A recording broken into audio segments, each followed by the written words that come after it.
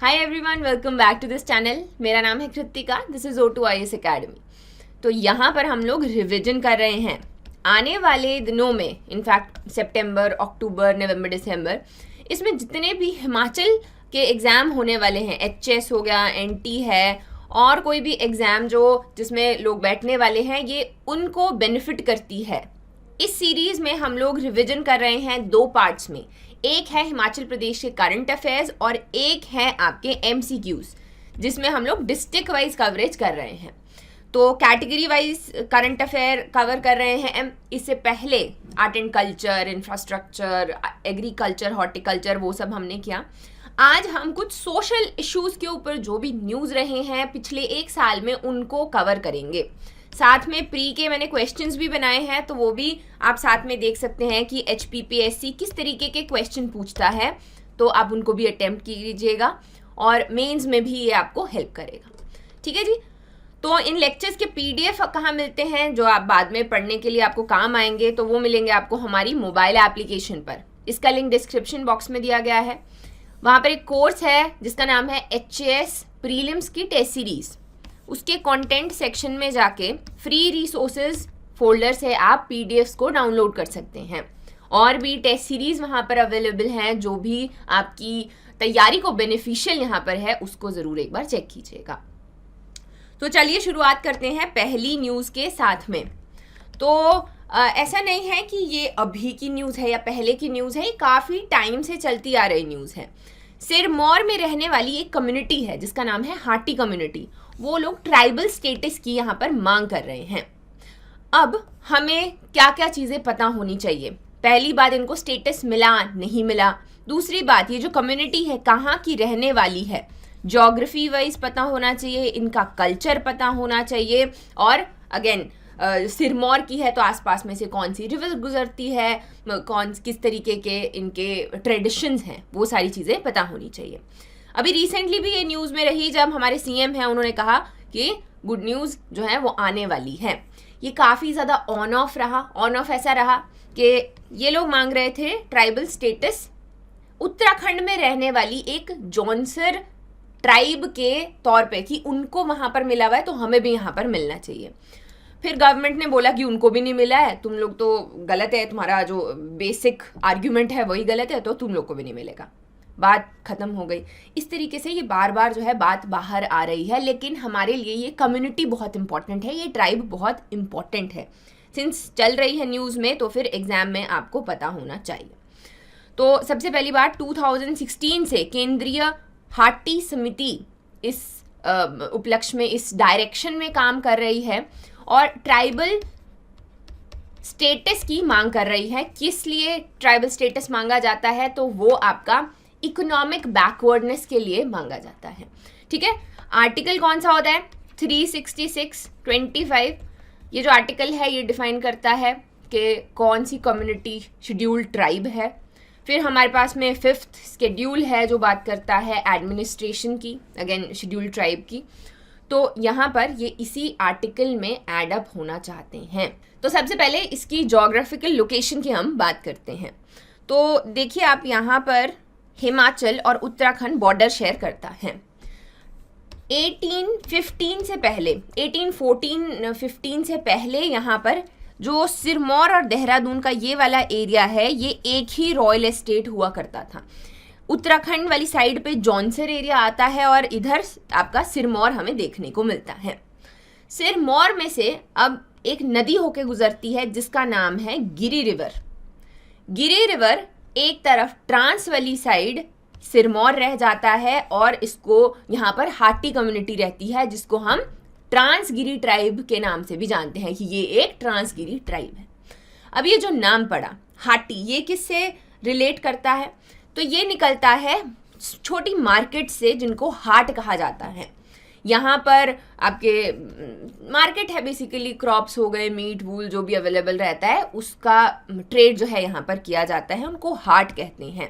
तो ये कम्युनिटी वहाँ पर पार्टिसिपेट करती है और इनको हाटी कहते हैं। अभी गिरी और तोंस रिवर, जैसा मैंने आपको बताया, हिमाचल और उत्तराखंड के बॉर्डर पे फ्लो करती है। तो क्वेश्चन पूछ लिया जा सकता है कि ये ट्रांस गिरी या फिर ट्रांस तोंस कौन सी यहाँ पर ट्रिब्यूटरी ट्राइब है, कौन से साइड पे ये रहती है। इनका कल्चर बहुत ज़्यादा रिच है। अगेन इस तरीके के ट्रेडिशनल कैप्स और सेरेमनीज थोड़े डिस्टिंक्ट यहाँ पे हमें देखने को मिलते हैं।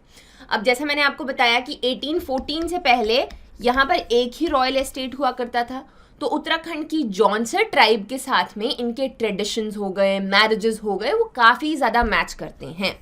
सो यहाँ पर क्वेश्चन किस तरीके से पूछा जाएगा, तो ये आपका 2021 का HS का क्वेश्चन है।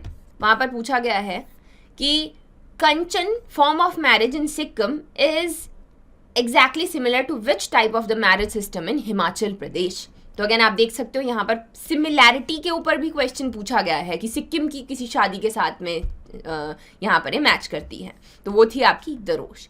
इसी तरीके से यहाँ पर पूछ लिया जा सकता है कि Hattee tribe of Himachal Pradesh has similar tradition with which of the following tribes of Uttarakhand. Jaunsari है, थारू, राजी या बुक्सा।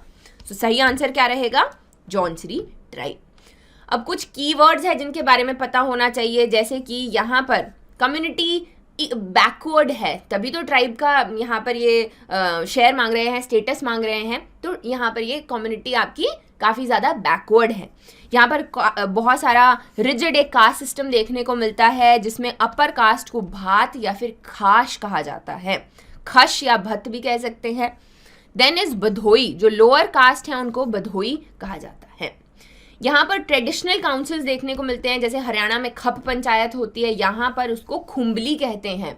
और अभी भी पंचायती राज सिस्टम के प्रॉपरली एस्टैब्लिश हो जाने के बाद भी खुम्बली ज़्यादा वहाँ पर प्रेवलेंट है, इनकी ज़्यादा सुनी जाती है। अब पॉपुलेशन ऐसा नहीं है कि छोटी सी पॉपुलेशन है, काफ़ी बड़ी पॉपुलेशन है। 2011 के सेंसस के हिसाब से अगर हम बात करें तो स्टेट की 5.7% पॉपुलेशन आपकी ये हाटी ट्राइब की है। तो इससे हमें पता चलता है कि ये कितनी इंपॉर्टेंट यहाँ पर है। अगेन इसी वजह से ये न्यूज़ में थी, तो इसके बारे में ये सारे फैक्ट्स आपको पता होने चाहिए। आगे बढ़ते हैं अगली न्यूज़ की तरफ। तो हमारी न्यूज़ है कि low sex ratio at birth extremely worrisome. तो देखो 2021-22 की अगर मैं बात करूं तो हमारे पास में 2 न्यू डेटा सेट्स आए सेक्स रेशियो के बारे में। अभी सेक्स रेशियो क्या होता है, तो that is number of females पर 1000 मेल्स कितने हैं। इसमें हमें हिमाचल के 3 डेटा सेट्स देखने को मिलते हैं। तो सबसे पहला आ गया सेंसस 2011। सेंसस कहता है कि हिमाचल का सेक्स रेशो है 972।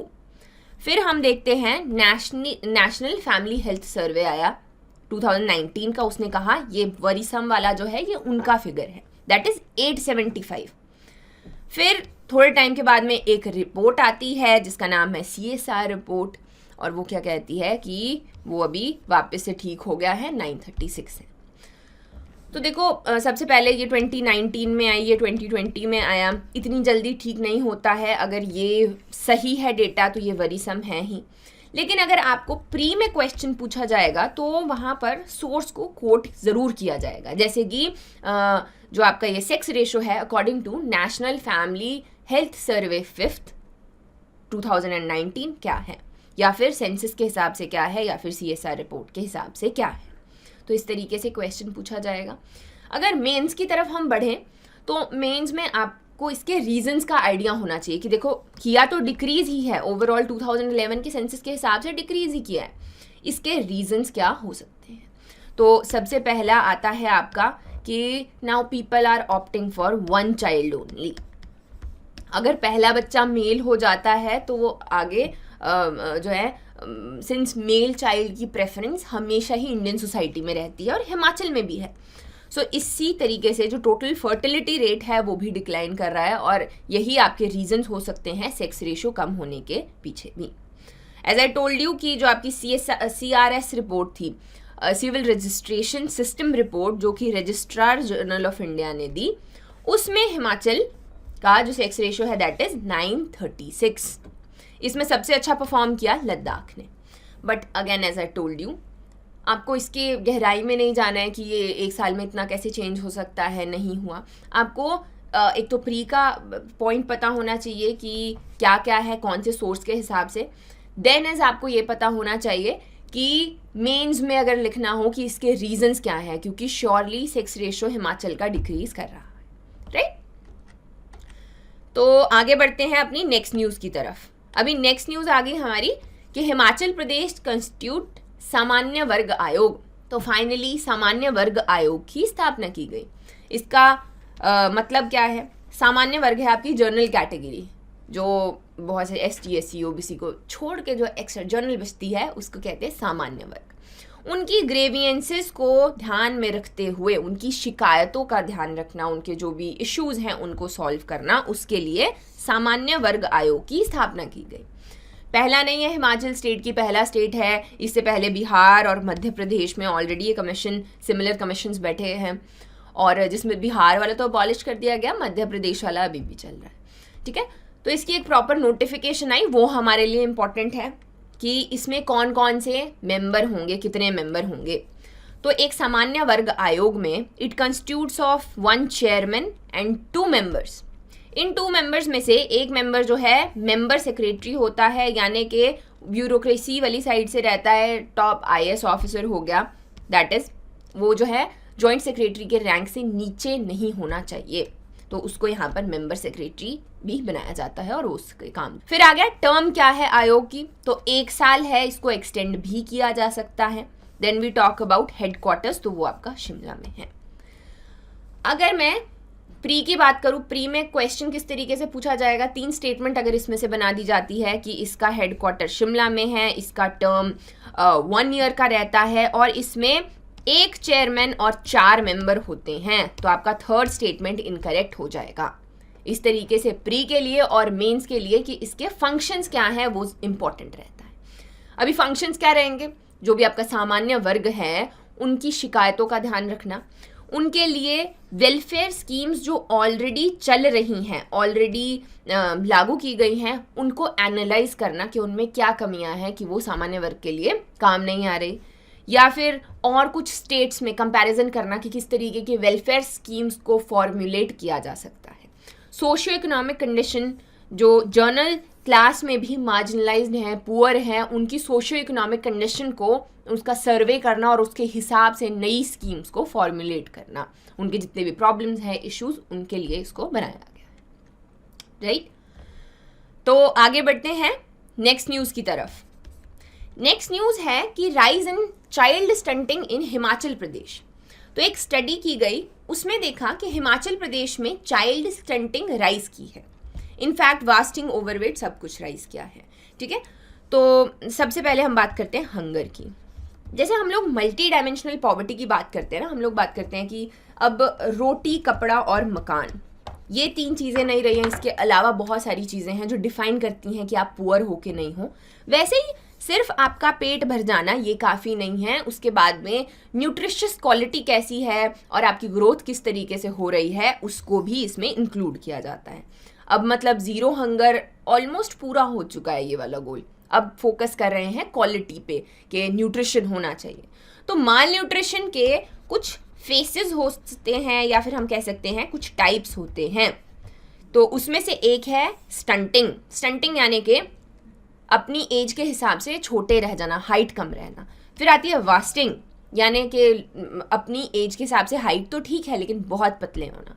फिर आ गया आपका ओबेसिटी। अब हिमाचल है तो ओबेसिटी कम है जी, लोग ओवरवेट कम हैं, चलते फिरते खूब सारा हैं, तो वो थोड़ी कम है, 6% है अगर अभी के डेटा सेट्स रीसेंट हम देखते हैं। लेकिन स्टंटिंग और वास्टिंग में 3-4% का यहाँ पर इंक्रीज हुआ है, यानी कि प्रदेश में 31% बच्चे जो हैं वो स्टंटेड हैं, यानी कि उनकी हाइट उतनी अपनी एज के हिसाब से सही नहीं है। और वास्टिंग अगर हम देखें तो दैट इज़ 17%। तो ये जो स्टैट्स हैं ये बहुत ज़्यादा इंपॉर्टेंट हो जाते हैं, और यहाँ पर गवर्नमेंट को कुछ स्टेप्स लेने की ज़रूरत है, जो कि लेती भी है। वो हम देखते हैं यहाँ पर, जैसे कि eat right campaign, eat right fair, इस तरीके के फेयर जो है वो शुरू किए जाते हैं। इसके रीजंस भी हमें पता होने चाहिए। रीज़न क्या क्या हो सकते हैं माल न्यूट्रिशन के पहला तो आ गया बच्चे न्यूट्रिशियस चीज़ें नहीं खाते, अर्ली मैरिज हो सकता है। Then we talk about migration, जो माइग्रेंट्स आते हैं उन वो भी माल न्यूट्रिशन है। सो इस तरीके से इसके कुछ रीजंस भी यहाँ पर आपको पता होने चाहिए। फिर आगे जैसे ये ईट राइट कैंपेन है, इस तरीके के कैंपेन्स शुरू किए जाते हैं, या फिर पहले बात की जा रही थी कि बच्चों को मिड डे मील में अंडा भी दिया जाएगा। नो डाउट वेजिटेरियन होते हैं and everything, but the whole point of this is कि न्यूट्रिशन को ऐड करना है किसी ना किसी तरीके से उनके खाने में, उनको यहाँ पर अवेयर करना है कि हाइजीनिक फूड, घर का खाना, ये जो है ज़्यादा न्यूट्रिशियस होता है एज़ कम्पेयर टू जो आजकल बच्चे ट्रांस फूड्स जो हैं ज़्यादा खाते हैं, राइट। तो आगे बढ़ते हैं। फिर आगे हमारी नेक्स्ट न्यूज़ है टोबैको यूज़ के बारे में।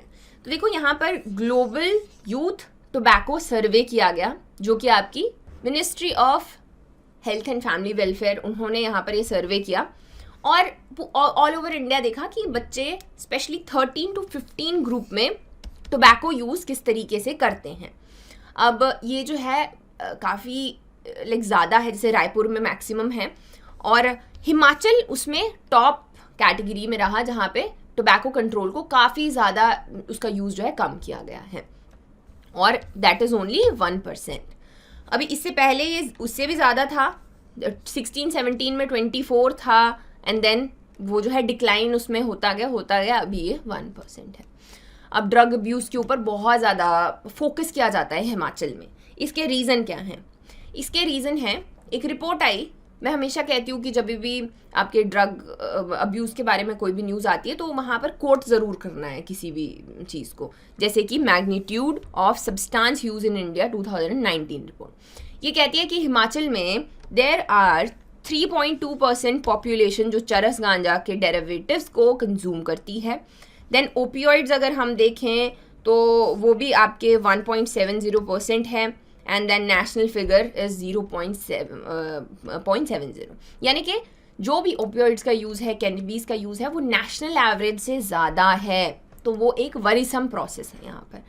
और अब ये आपका हिमाचल है तो पंजाब के साथ में बाउंड्री शेयर करता है, हरियाणा के साथ में बाउंड्री शेयर करता है, जहाँ पर फार्मा ओपियोइड्स हीरोइन का यूज़ काफ़ी ज़्यादा किया जाता है। तो उसके साथ में सिंस बॉर्डर शेयरिंग है तो ड्रग ट्रैफिकिंग भी ढेर सारी होती है। तो इन्हीं सारी चीज़ों को ध्यान में रखते हुए इनिशिएटिव्स यहाँ पर लिए जाते हैं। गवर्नमेंट बहुत तरीके के, चाहे कोई स्टेट पॉलिसी बनाना है ड्रग अब्यूज़ के ऊपर, स्पेशल टास्क फोर्स इन वाले एरियाज़ में जो बॉर्डरिंग एरियाज़ हैं यहाँ पर रिक्रूट की जाती है, इस तरीके से यहाँ पर स्टेप्स लिए जाते हैं। सो अगेन टोबैको कंट्रोल जो है अभी अच्छा चल रहा है, 1%। तो इसी के साथ में आगे बढ़ेंगे अगली न्यूज़ की तरफ, that is bill to prevent sale of tea land in Himachal Pradesh by big estate owners passed. तो इसको अभी भूल जाओ और आसान भाषा में पहले मैं समझाती हूँ। तो बेसिकली क्या हुआ, जब आज़ाद हुआ भारत तो लैंड जो है वो बड़े बड़े लैंडलॉर्ड्स के पास में थी। तो ओवर द टाइम बहुत सारे लैंड रिफॉर्म्स हुए ताकि सस्टेनेबल, यानी कि आत्मनिर्भर, उस वक्त भी बात की जा रही थी कि जो हम बहुत सारा वीट इंपोर्ट किया करते थे, तो चाहते थे कि लोग ना अपना सा कमा ले, ज़्यादा नहीं, बेचने लायक नहीं, वो बाद में देख लेंगे, अपना सा कमा ले और भूखे ना मरे। तो इसके लिए लैंड रिफॉर्म्स बहुत सारे लाए गए। जैसे 68 में नॉटर्स लैंड रूलिंग आया, फिर आपकी Himachal Pradesh land holding act आया, tenancy and land reforms act, ceiling on land holding act, then the last में आपका वेस्टिंग एंड यूटिलाइजेशन एक्ट 74।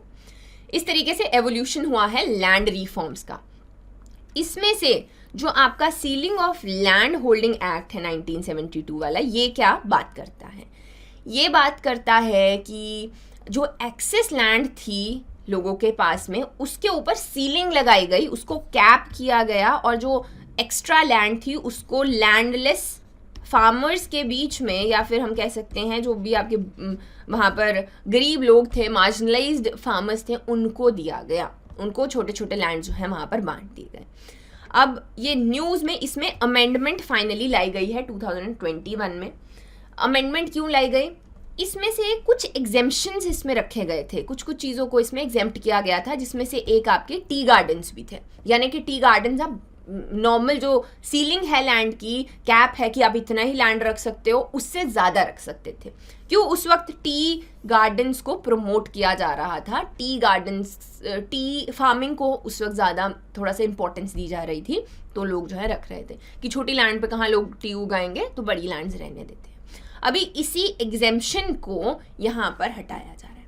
अब हिमाचल में एक और चीज़ हम जानते हैं कि ये जो 72 वाला टेनेसी एंड रिफॉर्म्स एक्ट है, ये बात करता है प्रोहिबिशन, दैट इज लैंड के सेल और परचेज के ऊपर ये यहाँ पर रिस्ट्रिक्शन लगाता है, प्रतिबंध लगाता है। इसमें से भी टी वाली लैंड को अलग रखा गया था, उसको भी एग्जेम्प्ट किया गया था। अब उसी में चेंजेस लाए गए हैं कि ऐसे ही कोई भी लैंड, टी लैंड का अभी क्या नहीं किया जाएगा, उसको इधर उधर जो ट्रांसफ़र है उसको भी प्रोहिबिट किया जाएगा, उसके ऊपर भी कुछ ना कुछ रिस्ट्रिक्शंस यहाँ पर लगाए जाएंगे। अभी टी ये ज़्यादा न्यूज़ में क्यों है? क्योंकि tea farmers are going through a crisis. हम अब उनको पहले टी फार्मिंग को जब हम प्रमोट करना चाहते थे तो उसके लिए ये यहाँ पर कुछ एग्जेम्पशंस लगाए गए थे, इन एग्जेम्पशंस को हटाया भी इसी के लिए गया है, ठीक है। तो टी फार्मर्स के साथ में क्या हुआ कि ठीक है, उनकी टी फार्मिंग अच्छी चल रही थी 2008 तक, ये सारा का सारा आपका स्टेट इंडस्ट्रीज डिपार्टमेंट देख रहा था, और 2008 में क्या हुआ, उसको ट्रांसफ़र कर दिया गया एग्रीकल्चरल डिपार्टमेंट के पास में। अभी एग्रीकल्चर डिपार्टमेंट ने ज़्यादा इम्पॉर्टेंस नहीं दिया टी फार्मर्स को, जिसकी वजह से उन्होंने टी उगाना छोड़ दिया। बहुत सारी लैंड जो है बैरन होनी शुरू हो गई, या फिर छोड़ ही दिया कि मतलब नहीं, उगानी नहीं है। तो उसी के लिए अभी इसको एग्जेम्पशन को हटाया गया है कि ये जो सेल परचेज है इसके ऊपर इसको रिस्ट्रिक्ट किया जाए और उनको प्रमोट किया जाए कि वो वहाँ पर टी फार्मिंग करें, ठीक है। तो ये थी आपकी news. So our next news is centre to provide therapy to special kids. यहाँ पे कुछ एक फाउंडेशन का मेंशन किया गया है, जिनका एक जो सेंटर ऑफिस है, या हम कह सकते हैं वैन्स चल रही हैं, उस फाउंडेशन का नाम है साम्फिया, और लोकल कुल्लू की है ये। तो कुल्लू डायलेक्ट में साम्फिया का मतलब होता है एबिलिटी, और उनका ये जो प्रोजेक्ट चल रहा है जिसका नाम है आश यानी कि होप। सो ये उन बच्चों के लिए हैं जो कि स्पेशली एबल्ड है, यानी कि उनको टाइम टू टाइम थेरेपी दी जा सके। अब देखो, सिंस आपका हिली स्टेट भी है, तो इसकी वजह से हर जगह स्पेशली एबल्ड बच्चों के लिए फैसिलिटीज़ नहीं पहुंचती हैं, उनको बहुत दूर जाना पड़ता है, या फिर अर्ली एज में पता ही नहीं चलता है किस तरीके का कुछ है। तो उसी के लिए पहली बार डिस्ट्रिक्ट में अर्ली इंटरवेंशन सेंटर यहाँ पर खोला गया है। अर्ली इंटरवेंशन सेंटर क्या है?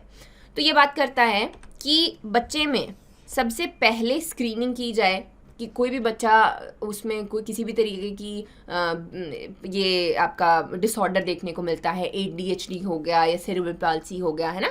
तो सबसे पहला क्या है? आइडेंटिफाई करना हेल्थ कंडीशन को। दूसरा है असेसमेंट करना, इन्वेस्टिगेशन करना, उसी के हिसाब से डायग्नोस करके उसको जिस भी तरीके की फैसिलिटी चाहिए उसके माइंड को डेवलप करने के लिए वो यहाँ पर प्रोवाइड की जा सके। सो इस तरीके से आपको इसके बारे में पता होना चाहिए। साम्फिया फाउंडेशन है, कुल्लू बेस्ड है, और काम करते हैं स्पेशली एबल्ड बच्चों के लिए, राइट। नेक्स्ट आ गया हमारा AIIMS Bilaspur signs MOU to specially abled. तो यहाँ पर एक MOU साइन किया गया है, जैसा स्पेशली एबल्ड लिखा है उन लोगों के लिए। ये जो एम्स है बिलासपुर का, ये बहुत इंपॉर्टेंट है, क्योंकि इस तरीके का इंफ्रास्ट्रक्चर स्पेशली कोविड टाइम्स में देखा गया कि इस तरीके के मेडिकल केयर यूनिट्स बहुत ज़्यादा इंपॉर्टेंस रखते हैं, क्योंकि सारा का सारा प्रेशर अगर आप देखो जम्मू, हरियाणा, पंजाब, हिमाचल, ये सारा कहाँ आता है? PGI में, है ना। तो इस तरीके की फैसिलिटीज़ हमें अपने होम स्टेट में होनी बहुत ज़रूरी है। इसी के लिए ये जो एम्स यहाँ पर खोला जा रहा है बिलासपुर में, यहाँ पर मैक्सिमम फैसिलिटीज़ प्रोवाइड की जा सकें। उसमें से जो आपके पीपल विद डिसेबिलिटीज़ हैं, स्पेशली एबल्ड लोग हैं, उन लोगों को भी यहाँ पर जो फैसिलिटीज़ चाहिए वो प्रोवाइड करवाई जाएंगी, including tele consultancies. So that is it for today. I hope आपको ये वीडियो पसंद आया होगा। Thank you for watching and please subscribe. All the very best.